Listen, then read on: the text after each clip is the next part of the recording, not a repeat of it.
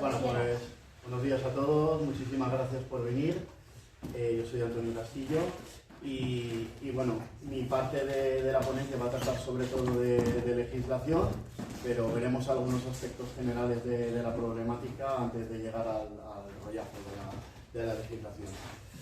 He querido empezar con esta diapositiva sobre la importancia de la biodiversidad porque está claro que necesitamos todas las piezas del puzzle para que esto funcione. Es la biodiversidad la que garantiza que se produzcan todos los procesos ecológicos esenciales que permiten la vida en nuestro planeta, y parece ser que a la administración pues esto que acabo de decir no lo tiene muy claro, al no abordar de una manera eficaz las causas de pérdida de diversidad genética que ya conocemos, como los ahogamientos. Aquí tenemos un gráfico del Plan de Naciones Unidas para el Medio Ambiente, en el cual iba vinculando el aumento de la población a nivel mundial con el área transformada y con la pérdida de especies. Y en el 1800 ya empezamos a perder especies, casi un 2%, teníamos transformado un 7,6% del globo terráqueo, y hay una previsión para el 2100 con el modelo actual.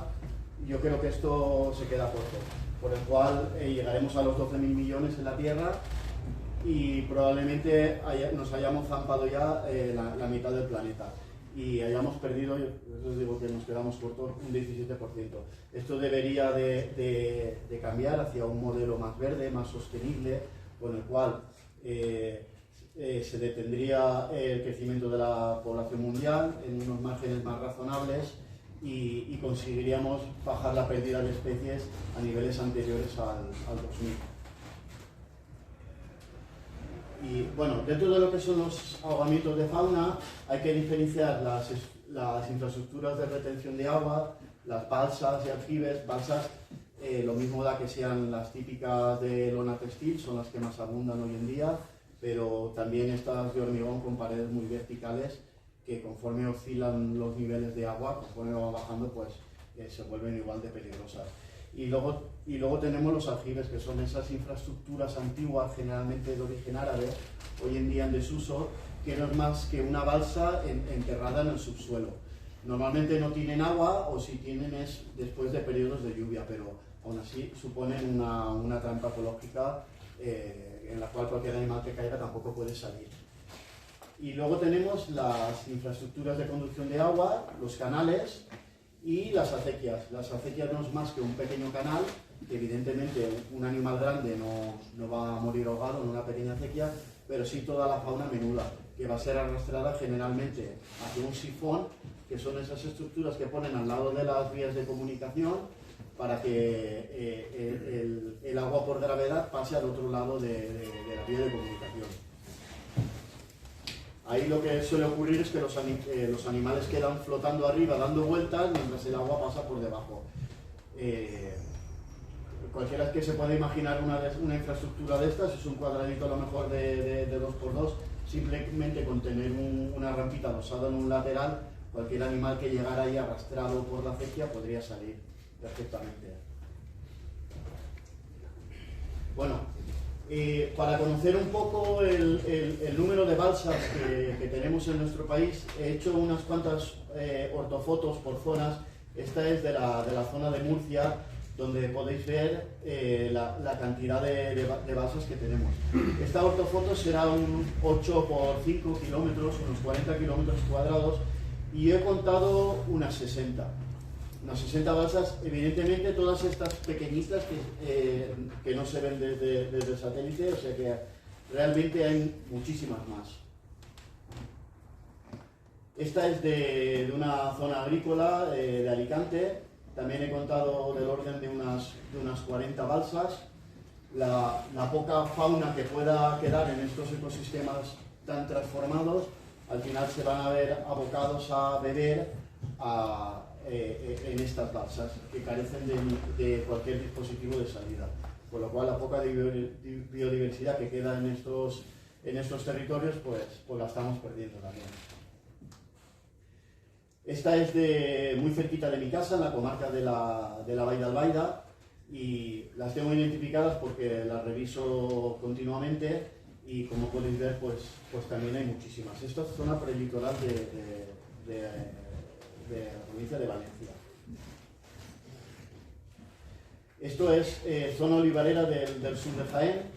Como podéis ver pues está en una de estas este verano casi soy víctima también como un animal más, porque entré a rescatar, pasé con la moto y vi 2 perros dentro de una de ellas. La balsa disponía de una cuerda que permitía que saliera una persona, pero no ningún animal. Y una vez parecía que estaba fuerte, pero una vez entré dentro con una rueda donde puse los perretes y tiré de ella, la cuerda se partió.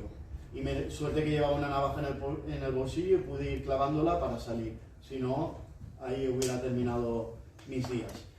Y una vez saqué los perros, luego vi que la balsa había un lagarto celado, había varias culebras que no había manera de coger porque se metían hacia el fondo y tardaban en salir, había varias lagartijas. Eso en una de ellas, imaginaros todo lo que iba a hundirse en todas, ¿no? En su conjunto. Bueno, y esto en tema de canales, se habla de que hay más de 16.000 kilómetros de canales que atraviesan la geografía española. Este concretamente es del canal de la Toba. Esto que veis es el Parque Natural de la Serranía de Cuenca, lo atraviesa de cabo a rabo y transcurre paralelo al río Júcar. Os podéis imaginar, sobre todo este verano, con el mes de agosto, unas temperaturas bárbaras, cualquier animal, una vez dejan de manar las fuentes y demás, cualquier animal que quiera ir al río a beber, pues se va a encontrar con esta infraestructura que, además de poderlos ahogar, tiene un efecto nefasto sobre la fauna, que es la fragmentación del territorio, porque carece de pasos habilitados para la fauna. Aquí se ven algunos, como este de aquí, que podéis ver, pero no es un paso habilitado para la fauna, es un paso para personas. Por lo cual, al no disponer de esos condicionantes que deberían tener estos pasos para la fauna, pues muy poca fauna los utiliza. Yo mismo he pasado por sitios así con mi perrilla y el animal tiene miedo de pasar por ahí, porque ve que debajo hay una caída. Habría que poner en esos pasos, habilitarlos para ellos, poniendo paredes opacas donde los animales no vean lo que hay debajo y orientarlos un poco hacia allí. Si no, no vale. Otra de las peculiaridades que tienen muchos canales es que van asociados, por ejemplo, a un embalse. Este coge el agua del embalse de la Toba. Normalmente cogen las aguas del fondo del embalse. Son aguas gélidas que los rayos solares no han llegado a calentar, con lo cual os podéis imaginar, una vez cae un animal de sangre fría dentro del canal, el tiempo que tiene para poder intentar salir. Se queda pajarito rápidamente. Y fauna de mayor tamaño que aguanta más, pero también sufre más. Este canal concretamente pusimos una denuncia hace un año, cerca de un año, porque además de todas las leyes que hablaremos luego que influirían en ese tema, además el PORN, el Plan de Ordenación de Recursos Naturales del Parque, ya contemplaba que el canal se corrigiera de manera que no causara los dos efectos que causa sobre el parque, o sea, la fragmentación del territorio y el ahogamiento de fauna. Y de momento están en ello, ya veremos al final sirve de ejemplo para poderlo hacer en otros canales como medidas efectivas para evitar estos efectos. Bueno, esto es un gráfico de la Comunidad Valenciana por el tema de la significatividad de los daños, en el cual podemos ver que de todas las águilas reales que mueren en la Comunidad Valenciana, el 28% lo hace por culpa de los ahogamientos. En total, entre 1990 y 2016, hubo un total de 60 casos y bueno, ahí podéis ver que por detrás de la electrocución, que es la causa mayor, tenemos el ahogamiento. Para la electrocución ya se está poniendo remedio, en la Comunidad Valenciana se están arreglando del orden de 5.000 apoyos al año, que no está mal, aunque podría estar bastante mejor, dado la capacidad económica de la empresa mayoritaria responsable. En el disparo, pues también lo tenemos legislado, parques eólicos no, lo tenemos todavía pendiente, y el ahogamiento pues es otra causa muy importante que necesita ser abordada legislativamente ya. Y bueno, esto es una fotografía de una actuación de agentes medioambientales de Valencia que sirvió de detonante para todo esto. Porque si bien sabíamos que era una causa de mortalidad importante, cuando ves esta fotografía te das cuenta de la barbaridad de animales que estamos perdiendo por culpa de esto. Porque en una sola de estas balsas aparecieron 40 cráneos entre cánidos, zorros, perros abandonados, imagino, garduñas, tejones, jinetas, conejos, incluso una águila culebrera. Y bueno, no lo he puesto ahí, pero la balsa habían atrapado también cientos de sapos corredores, había culebras y había lagartos ocelados también todavía con vida. Entonces, no solamente muere lo que se ve flotando, los animales permanecen flotando durante un tiempo y posteriormente se precipitan al fondo. Hubo un verano que tuve la iniciativa de llevarme el traje de neopreno y tratar de ver el fondo de las balsas para, con los medios de comunicación, poder ir sacando todos los cráneos y que vieran la barbaridad, pero no fue posible porque las balsas, toda la materia orgánica se va precipitando al fondo, finalmente se crea una capa de lodo que cuando está mojada es así, y ahí dentro quedan los cráneos y no los puedes localizar. Si no, se le podría dar bastante más visibilidad al problema. Datos de ahogamientos del canal del Turia, también lo llaman el canal de Benajeve. Este canal atraviesa la provincia de Valencia de este a oeste durante 70 kilómetros y el año pasado les pedimos si habían hecho recopilación de fauna ahogada en este canal, y esto es lo que nos facilitaron. 134 corzos, 23 jabalíes, bueno, ya podéis ver en rojo la fauna especialmente protegida. Estos datos están sesgadísimos porque el canal atraviesa muchas zonas con superpoblación de conejos y solamente hay contabilizados 3. Y el problema de este sesgo, que había hecho una presentación un poquito más amplia, pero lo que tenemos los genios, que somos unos despistados y no sé la madera.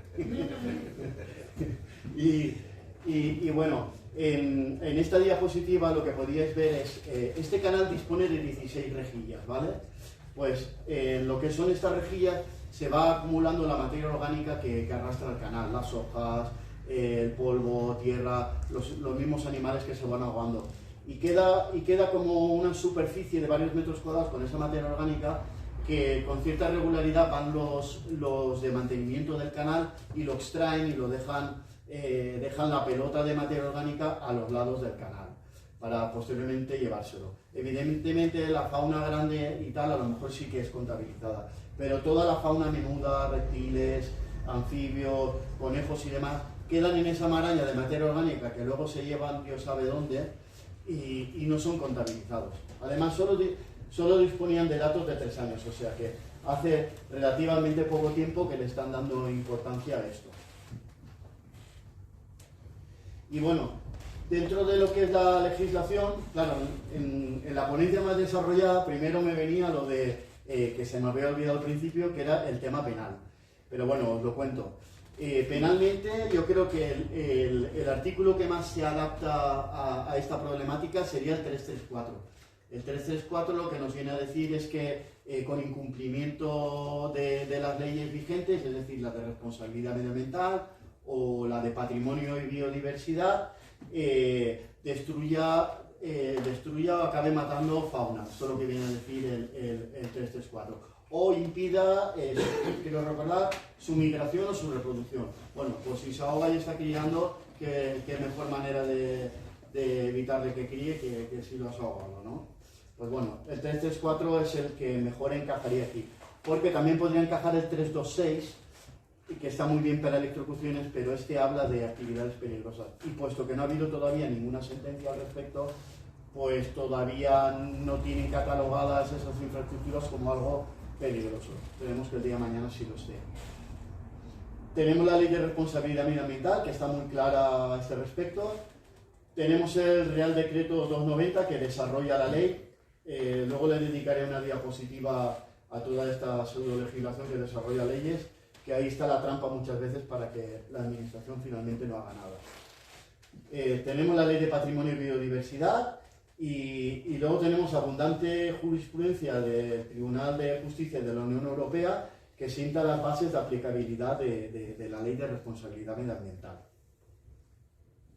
Bueno, dentro de lo que es la Ley de Responsabilidad Medioambiental, el artículo 2.1 ya dice que la responsabilidad medioambiental engloba, entre otros daños, los daños a las especies silvestres. Es decir, cualquier daño que produzca efectos adversos significativos de la posibilidad de alcanzar o mantener el estado favorable. Bueno, esto de los efectos significativos es lo que se suele agarrar la administración para finalmente no abrir un procedimiento de exigencia medioambiental y corregir en amplias zonas pues todas estas infraestructuras. Tenemos comunicación en el documento oficial de la Unión Europea, en este caso del 21, una sentencia que se dictó en 2015 por el asunto el 461-13, ¿vale? Este concretamente era por el dragado de un río en Alemania, en el cual pretendían que fuera navegable para barcos más grandes durante todo el año, independientemente de que hubiera marea alta o marea baja. Y viene a comunicarles respecto a la aplicabilidad de la ley de que no es necesario que los efectos adversos significativos afecten a todos los ámbitos, ¿no? Sino simplemente con que perjudique a uno de ellos sería suficiente para aplicar la ley. Y en estos casos, por los asuntos acumulados del 2019, pues refiere que, por ejemplo, por lo que os he contado del águila real en la Comunidad Valenciana, con el 28% de las águilas muriendo por ahogamiento, aunque la población de águila real en la Comunidad Valenciana se encontrara estable, eso no es motivo para que la administración no abra un procedimiento y al menos en aquellas zonas donde más han muerto, pues se ordenen medidas en todas las balsas, no solamente la que se ha encontrado el águila, porque si al lado tienes otra balsa nos quedamos igual, habría que abordarlas todas mediante un procedimiento de exigencia medioambiental. Y todas estas sentencias del Tribunal de Justicia de la Unión Europea vienen a decirle a la administración y demás, pues todo esto sobre la aplicabilidad de la ley, ¿no? que se entienda en un sentido más amplio. Luego tenemos el 2.13 también de la Ley de Responsabilidad Medioambiental, que define la amenaza inminente de daño como una probabilidad suficiente de que se produzcan daños medioambientales en un futuro. Bueno, pues en el contexto actual en el que nos encontramos, con una disminución de las precipitaciones, con un aumento considerable de este tipo de infraestructuras cada día, con lo que habéis visto que puede llegar a engullir una sola de estas infraestructuras, ahora multiplicarlo por todas.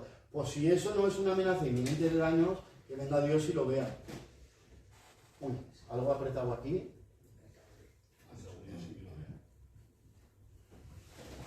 Señor técnico.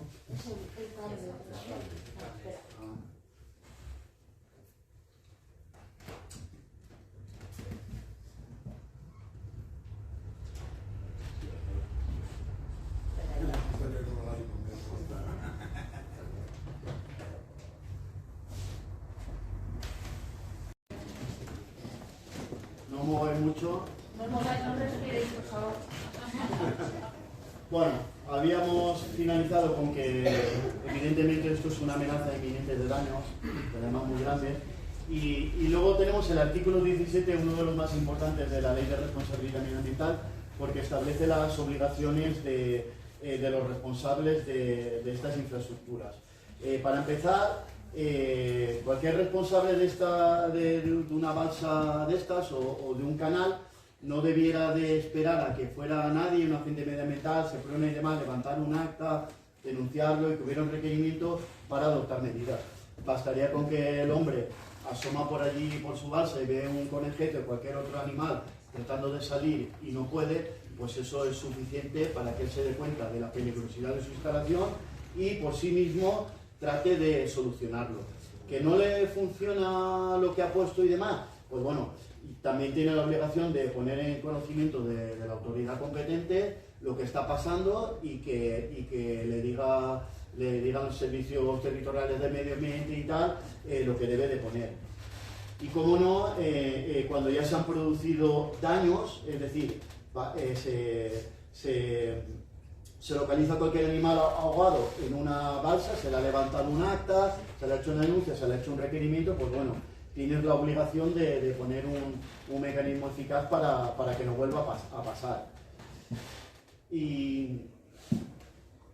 Y bueno, también aquí hablaba, claro, esta no la tenía aquí, habla de soluciones razonables. Para poner solución en una balsa o en un canal se requiere más de imaginación que de desembolso económico. Ningún propietario de una de estas balsas donde tantos animales ahogan se le van a descabalar las cuentas por poner una serie de palets atados, unas bandas rugosas, unas mallas, en fin, cualquier dispositivo que sea eficaz, tratar de mantenerlo, claro, no lo va a arruinar, con lo cual la ley también contempla el tema del gasto razonable que debe de hacer para solventar la situación, ¿no? Y bueno, de la Ley de Patrimonio y Biodiversidad, el artículo 54, también es una garantía de conservación de las especies silvestres, y ya dice claramente que la Administración General del Estado adoptará las medidas necesarias para garantizar la conservación de la biodiversidad que vive en estado silvestre, pero de toda, no solamente de la especialmente protegida, porque para la especialmente protegida ya regula que habrá regímenes específicos de protección. Y que no nos encontremos con el típico caso que avisas a la administración que en esta balsa encuentra un jabalí, un corzo o demás, y la administración determine que, como es un animal cinegético y al fin y al cabo en 1 o 2 semanas le van a pegar un tiro, pues que no hago nada. Debería de imperar el principio de prevención que establece la legislación, y si se ahoga de un animal cinegético, pues perfectamente se puede ahogar uno protegido, ¿vale? Y luego ya de manera más genérica tenemos el 5, que dice que queda prohibido dar muerte, dañar, molestar, inquietar intencionadamente a los animales silvestres, sea cual fuera el método empleado. Bueno, esto de intencionadamente, y hay jurisprudencia también al respecto, porque se puede equiparar, siempre está la acción por omisión. Es decir, tú no quieres matar a los animales ahogándolos en tu balsa, pero una vez tienes conocimiento de ello, deberías de poner medidas, porque si no lo haces ya tenemos ahí un dolo. Ya hay un dolo por imprudencia o por negligencia, porque lo sabes y no has puesto remedio, con lo cual eso se puede equiparar a matarlos intencionadamente. Es una acción por omisión. Bueno, más sobre la Ley de Patrimonio y Biodiversidad. El artículo 79.2 refiere aplicable a la Ley de Responsabilidad Medioambiental y todos sus mecanismos, sin que establezca requisito ninguno de significatividad. Es decir, es como cuando empezamos otra lucha que llevamos en ADENFA, que es el tema de las colisiones de aves contra las pistas de pádel, y que te diga la administración que por 4 pajaritos no van a poner remedio. Bueno, los umbrales de significatividad no vienen recogidos en esta ley. O sea que en el momento que se encuentre algo, la instalación es peligrosa y debes de poner remedio. Y si además el remedio es tan barato, como hemos visto, pues con más razón, ¿no? Viene también a determinar que sin perjuicio de las sanciones penales o administrativas que te puedan poner, ¿vale? Además, el infractor debe de abonar el valor de la especie. Sabéis que las comunidades autónomas suelen tener un catálogo con el valor de las especies. Muchas de ellas, por ejemplo, la Comunidad Valenciana lo tiene desfasadísimos. Y, por ejemplo, lo que puede valer un águila perdicera en Castilla-La Mancha, en Comunidad Valenciana es ridículo. Bueno, pues ese valor que tenga estipulado en la comunidad autónoma la especie, también lo debe de abonar. Incluso la ley recoge que podrían incluso obligar al propietario a participar en programas de reintroducción, por ejemplo, y demás. También podrían condenarlo a eso. Bueno, y luego lo que os hablaba antes del Real Decreto que desarrolla la ley. En nuestro país suele ser muy habitual el desarrollo de leyes medioambientales mediante reales decretos, disposiciones, resoluciones, en definitiva, todo legislación de mucho menor rango que una ley y que al final acaba por contradecirla y muchas veces incluso de vaciarla de contenido. Es lo que nos pasa con el reglamento este que desarrolla la Ley de Responsabilidad Medioambiental. Me viene a la mente el 1432, un Real Decreto para temas de electrocuciones.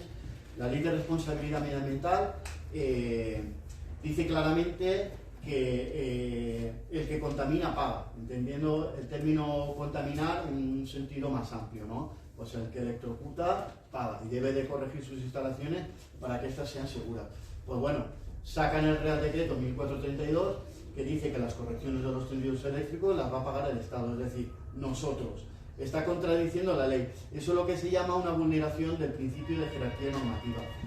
El principio de jerarquía normativa, que viene establecido en la Constitución, dice que una norma de inferior rango no puede contradecir lo que diga otra de mayor rango. Entonces tú no puedes, mediante un Real Decreto, estar vaciando de contenido una ley.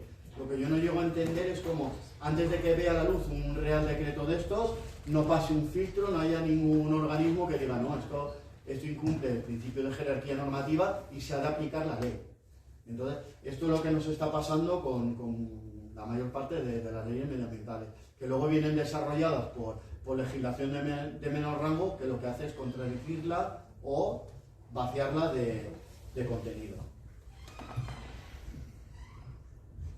Y bueno, esto es en relación a una denuncia que pusimos el año pasado desde la asociación por el tema de los ahogamientos en las balsas. Primero le dijimos a la Fiscalía el tema de las balsas, una vez nos dijo que sí para que nos agobiaran, ya le metimos los canales también. Abrieron un expediente gubernativo y nosotros lo hicimos con la esperanza de que Fiscalía mueva los hilos para que regule el tema y todas esas infraestructuras tengan la obligación de dotarlas de mecanismos que impidan que cualquier animal o persona que entre dentro de ella no pueda salir. Y bueno, según el tipo de infraestructura que haya, eso tendrá que ser regulado, pues balsas de estas de metal redondas deberán de disponer de un tipo de mecanismo de salida, las balsas de lona textil de otro, según la superficie que tengan habrá que poner más mecanismos o menos y bueno, en definitiva tenemos toda la esperanza puesta en que finalmente se legisle todo esto. Ahora con la denuncia que ha hecho la plataforma a la cual nosotros también pertenecemos, pues vendrá a recordarle la importancia que tiene todo esto y a ver si empezamos se legisla de una vez por todas. Más en el contexto actual en el que nos encontramos, de que muchos expertos están empezando a hablar ya de una sexta extinción masiva de especies. Pero a diferencia de las 5 anteriores, la culpa la tenemos todas nosotros. Por lo cual deberemos abordar de una manera eficaz todas estas causas de pérdida de biodiversidad que ya conocemos. Y bueno, hasta aquí mi ponencia.